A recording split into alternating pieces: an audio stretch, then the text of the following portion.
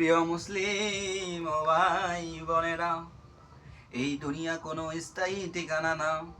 আমরা সবাই এখানে মুসাফির, কেউ আজ আছে কেউ কাল নেই।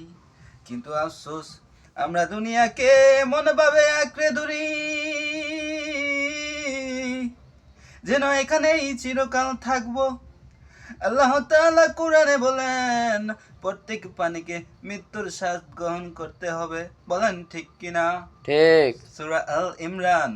ভাইরা, আমরা নামাজে দেরিতে পড়ি, তওবা কালকে করব ভাবি, ভালো কাজটা সময় হলে করব বলি।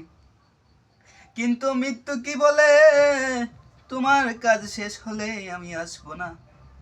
মৃত্যু আসবে হঠাৎ, কিন্তু নোটিশ ছাড়া। একটু ভেবে দেখো, আজ যাদের কবরস্থানে শুয়ে থাকতে দেখেছো, তারাও একদিন আমাদের মতো হাঁটতো, হাসতো, স্বপ্ন দেখতো। আজ তাদের সাথে গেছে শুধু তিনটা জিনিস: ইমান, আমল, আল্লাহর রহমত। কয়টা জিনিস গেছে? তিনটা। ইমান, আমল, আল্লাহর রহমত।